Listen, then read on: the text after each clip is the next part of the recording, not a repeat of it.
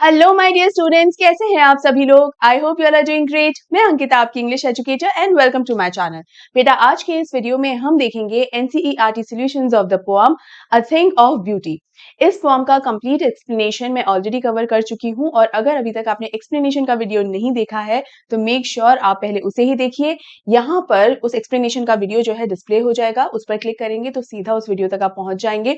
मैं हमेशा अपने स्टूडेंट्स को सजेस्ट करती हूँ कि सबसे पहले, चाहे चैप्टर हो या पोएम हो, सबसे पहले एक्सप्लेनेशन का वीडियो ही देखा जाए और उसके बाद ही एनसीईआरटी सॉल्यूशंस की तरफ बढ़ा जाए, ताकि आपको बेटर अंडरस्टैंडिंग हो सके। राइट, तो अब जल्दी से हम इस वीडियो में आगे बढ़ते हैं, बट उससे पहले क्या करना है, यू नो द ड्रिल। सबसे पहले आपको इस वीडियो को लाइक कर देना है और ज्यादा से ज्यादा शेयर कर देना है, ताकि मैक्सिमम स्टूडेंट्स तक ये पहुंच सके।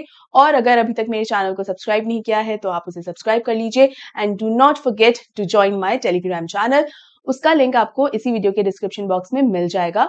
टेलीग्राम चैनल पे मैं सभी नोट्स और पीडीएफ शेयर करती हूँ, और इसके अलावा जो भी सीबीएसई रिलेटेड लेटेस्ट अपडेट्स या नोटिफिकेशंस होते हैं वो भी आपको वहां मिल जाते हैं। तो make sure you join that channel. अब जल्दी से बढ़ते हैं हम इस वीडियो में आगे। ऑलराइट बच्चा, तो स्टार्ट करते हैं हम हमारे सबसे पहले क्वेश्चन से, जो कि है list the things of beauty mentioned in the poem. यानी इस पोएम में जितनी भी उन चीजों के बारे में बात की है जिनकी जो खूबसूरती है, ब्यूटी है, वो इटर्नल है। नाउ कैसे ये ब्यूटी इटर्नल है और कैसे ये ब्यूटी कभी भी खत्म या इवन कम तक नहीं होती है, क्यों? क्योंकि हम उसके फिजिकल अपीयरेंस के बारे में बात नहीं कर रहे होते हैं। हम उन चीजों की, उन सभी जितने भी लिस्ट के अंदर जितनी भी चीजें आएंगी, उन सभी चीजों की क्वालिटी की बात करेंगे, कि उनकी जो खूबसूरती है वो उनके फिजिकल अपीयरेंस में नहीं, उनकी क्वालिटी में है। ठीक है, उन इमोशंस में है जिसकी वजह से हम उनसे कनेक्ट कर पाते हैं। जैसे सबसे पहले है सेलेस्टियल बॉडी, जैसे सन या मून। तो ये दिखने में कितने खूबसूरत है, क्या सिर्फ वो बात होती है? एक्चुअली जो एक शीतल एहसास हमें होता है जब हम चांद को देख रहे होते हैं, तो वी फील एट पीस। बहुत ही एक शीतलता का अनुभव होता है, एक बहुत ही शांति का एहसास होता है ना। वही सन जो है वो हमें एक एनर्जी देता है, और जो दिन की शुरुआत होती है वो इतनी एनर्जेटिकली होती है। तो इसीलिए ये जो खूबसूरती है इनकी, वो कभी खत्म नहीं हो सकती। Then comes flora. जितने भी पेड़ पौधे इस पोएम में हमने बात की है, young and old trees, daffodil flowers, the Musk roses, तो ये दिखने में कितने खूबसूरत है डजंट मैटर। लेकिन जैसे पेड़ों की बात हुई कि पेड़ों की जो छांव होती है, वो छांव उसकी क्वालिटी है। जो फूलों की महक होती है वो दिखने में कितने खूबसूरत है डजंट मैटर, लेकिन ये जो क्वालिटी है वो कितना सुकून भी देती है, और वो जो एक इफेक्ट होता है हमारे ऊपर, वो हमेशा रहता है। It always stage. ठीक है। देन वाटर सोर्सेज, जैसे क्लियर रिल्स की बात हुई। क्लियर रिल्स यानी वही जो स्ट्रीम ऑफ वाटर जो इस पोएम में मेंशन हुआ है, तो वो स्ट्रीम्स कितनी खूबसूरत लगती हैं। Of course they look amazing, they look lovely. लेकिन एक्चुअल में ब्यूटी क्या है इस स्ट्रीम की, कि जब हम गर्मी के मौसम के अंदर जब वो ठंडा ठंडा पानी अपने चेहरे पे डालते हैं, तो वो जो शीतलता का एहसास हमें होता है, that cooling covert, the feeling is so relaxing, बहुत ही अच्छा एहसास हमें होता है। That is beautiful, right. And then animals. Animals की जो बात हुई, सिंपल शीप। तो सिंपल शीप मैंने आपको बताया भी है कि सिर्फ शीप को नहीं बता रहे, इनोसेंट क्रीचर्स जो होते हैं, मासूम क्रीचर्स जो होते हैं, उनके बारे में जो बात हुई है इस पोएम के अंदर, वो बताया जा रहा है। इसके अलावा ह्यूमन हेरिटेज के बारे में बात हुई है। जो माइटी डेड, हमने जिनके बारे में बात की थी, वो लोग जिनकी कहानियां या तो हमने सुनी है या पढ़ी है, वो महान लोग, उनकी महान गाथाएं, कि किस तरीके से उन्होंने अपने देश पर, अपने लोगों के लिए अपना बलिदान दिया। अपने परिवार से पहले, अपने खुद के, अपने आप के पहले उन्होंने अपने देश को रखा, अपने लोगों को रखा, है ना, ताकि हम आगे बढ़ सके, आजाद हो सके, है ना। जैसे अलग अलग जो क्रांतिकारी हैं, उन्होंने आजादी की लड़ाई लड़ी। उसके अलावा और भी बहुत सारे ऐसे लोगों ने सेक्रीफाइसेस दिए, कि अगर बॉर्डर्स के ऊपर अगर वॉर चल रही है तो अपने देश के लिए बलिदान दिया, है ना। मैंने ये बहुत सारे एग्जाम्पल्स आपको दिए भी थे ड्यूरिंग द एक्सप्लेनेशन। अगर वीडियो नहीं देखा है तो जरूर देखिएगा, अगर देख चुके हो तो कमेंट करके मुझे बताइएगा कि मैंने कौन कौन से एग्जाम्पल्स आपको दिए थे। राइट, हम बढ़ते हैं नेक्स्ट क्वेश्चन की तरफ, जो कि है list the things that cause suffering and pain. इस फॉर्म के अंदर हाँ ऐसी बहुत सारी चीजों के बारे में बात हुई है जिनकी क्वालिटी बहुत खूबसूरत है, इट्स ब्यूटीफुल। लेकिन उन चीजों के बारे में भी बात हुई है जिसकी वजह से हमें परेशानियां होती हैं, बहुत सारी सफरिंग्स होती हैं। जैसे टर्म यूज हुई है, डिस्पोंडेंस टर्म यूज हुई है, जिसका मतलब होता है डिप्रेशन या होपलेसनेस। ठीक है, लाइफ के जो चैलेंजेस आते हैं, क्योंकि सभी दिन एक जैसे नहीं होते हैं, उतार चढ़ाव चलते रहते हैं। ठीक है, इसके अलावा inhuman dearth, lack of humanity है, जिसका मतलब अनहेल्दी, ये टर्म भी यूज हुई है।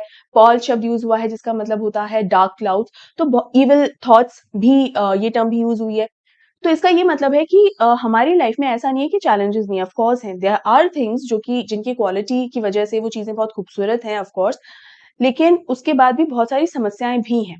राइट और वो समस्याएं जैसे अनहेल्दी टर्म जो यूज हुई है कि हमें जो शारीरिक समस्याएं होती हैं, फिजिकल प्रॉब्लम्स जो होती हैं, उसकी वजह से हम बहुत परेशान रहते हैं। लैक ऑफ ह्यूमैनिटी की वजह से हम परेशान रहते हैं क्योंकि लोगों में जो इमोशंस हैं कम हो जाते हैं अगर एक दूसरे को समझ नहीं पाते हैं। इनफैक्ट एक इंसान दूसरे इंसान के लिए समस्याएं उत्पन्न करता है जिसकी वजह से हमें साइकोलॉजिकल प्रॉब्लम्स होने लग जाती हैं, मेंटल इश्यूज भी होने लग जाते हैं, ठीक है, which takes a toll on us, है ना, हमें बहुत परेशान करता है ये।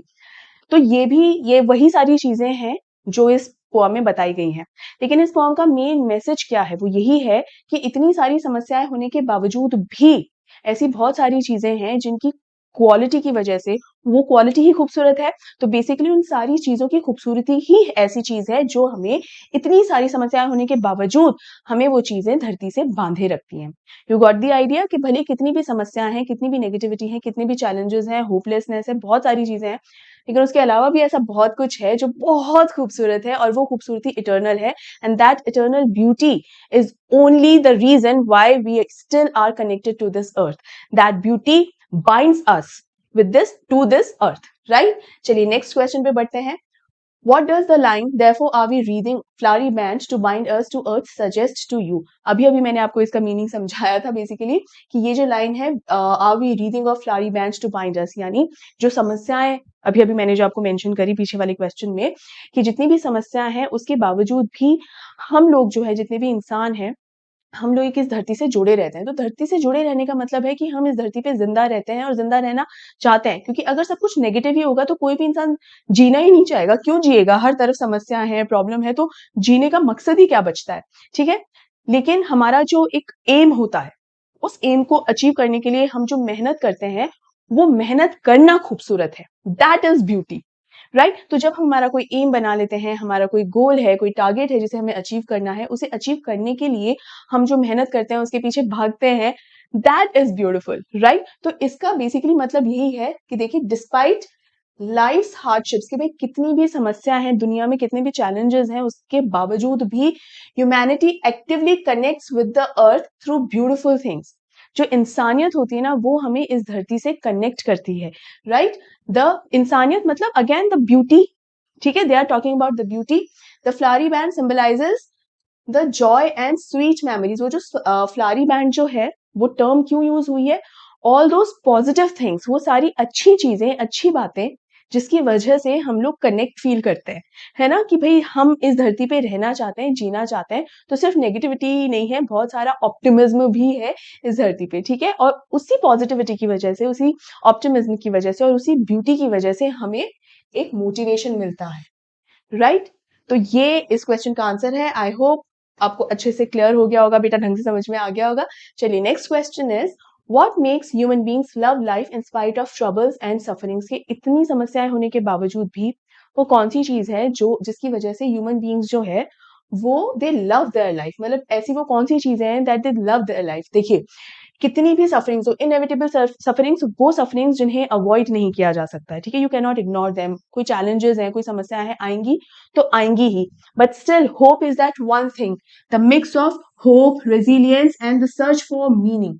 मतलब आप अपनी मेहनत लगातार करते चले जा रहे हैं, रेजिलियंस इज दैट ओनली, कि रुकना नहीं है, आप लगातार निरंतर मेहनत करते चले जा रहे हैं, योर परसिवियरेंस, योर होप, है ना, स्टिल यू आर होपफुल कि नहीं नहीं, मैंने अगर मेहनत की है, मैं जरूर सफल होंगी, आज नहीं तो कल जरूर सफल होंगी। तो यानी मैं किसी भी नेगेटिव थॉट को अपने ऊपर हावी नहीं होने दे रही हूँ। And deep appreciation of beauty, again you have to appreciate the beauty around you, you have to admire it, which ultimately means protected. जब तक आप उसे प्रोटेक्ट नहीं करेंगे, बचाएंगे नहीं, तब तक वो सही मायनों में पसंद करना या अप्रिशिएट करना नहीं हो सकता, है ना। तो चाहे नेचर है आपके इर्द गिर्द या ऐसी कोई भी चीज है, जैसे इस फॉर्म के अंदर सिर्फ नेचर को एडमायर करने वाली बात नहीं हुई है, कुछ भी जो आपके इर्द गिर्द है, कोई भी जो आपके इर्द गिर्द है, जैसे अगर कहानियों की बात हम करें, तो कोई असली का इंसान तो है ही नहीं ना आपके सामने जिसको आप एडमायर कर सको, है ना।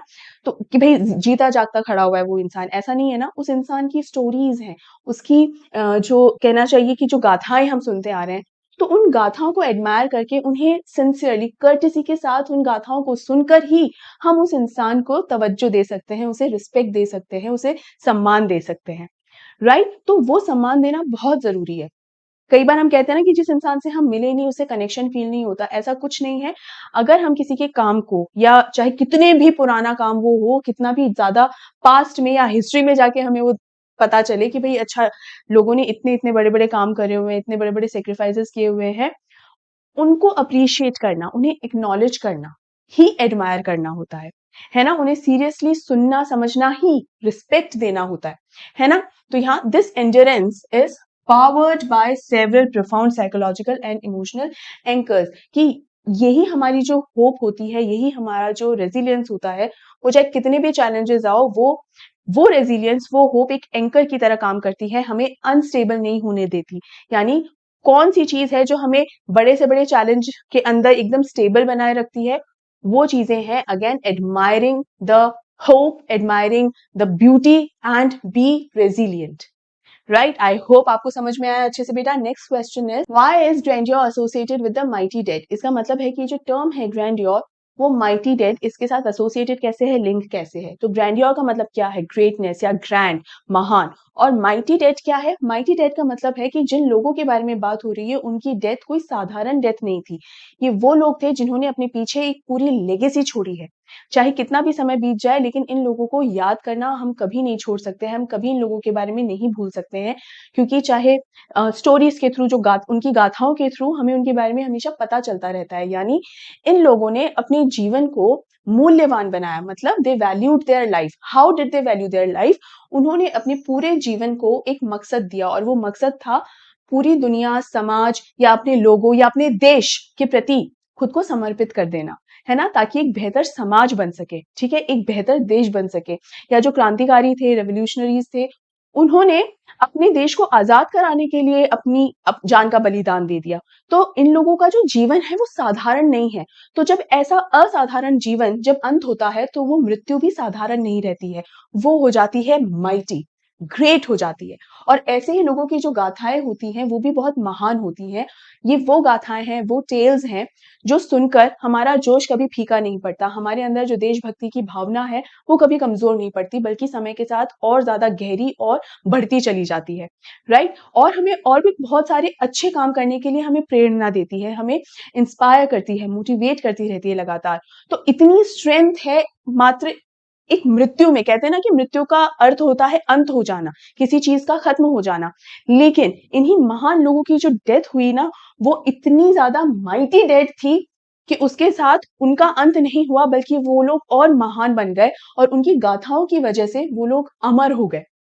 राइट, और वो हमें लगातार, कंटिन्यूअसली, कॉन्स्टेंटली, जिसको कहते हैं ना heaven's immortal drink from heaven's brink. तो इसका यही मतलब है कि एक एक ऐसा एहसास और एक ऐसा इमोशन जो कभी खत्म नहीं हो सकता, लगातार, हमेशा, हर पीढ़ी, हर उम्र के व्यक्ति को लगातार हमेशा वो प्रेरित करता है। राइट, तो यही है इसका मीनिंग बेटा। मैंने ये लाइन बाय लाइन नहीं पढ़ा है, because it's a very beautiful meaning. मैं आपको वो सिर्फ समझाना चाहती थी, होपफुली आपको समझ में भी आया और पसंद भी आया। राइट, चलिए next question is do we experience things of beauty only for short moments और do they make a lasting impression on us? Now ये जो थिंग्स ऑफ ब्यूटी मतलब वो चीजें जो खूबसूरत हैं, वो हम उस पर्टिकुलर मोमेंट के लिए ही हम उसे पसंद करते हैं, या उसका एक्सपीरियंस एक लास्टिंग इंप्रेशन रहता है उस एक्सपीरियंस का। यानी लास्टिंग इंप्रेशन का मतलब कि लंबे समय तक वो हमारे दिमाग पर छाया रहता है, उसका जो हमने एक्सपीरियंस किया, अनुभव किया, है ना? तो इसका मतलब ये होता है कि हो सकता है कोई एक्शन, जैसे यहाँ सनसेट या सनराइज का मैंने एग्जाम्पल दिया है, तो सनराइज हो या सनसेट हो, तो वो तो एक वो मोमेंटरी एक्शन है कि भाई सनराइज हो गया और बस वो हो गया उस दिन, ठीक है, वो 1-2 मिनट जितनी भी देर का था।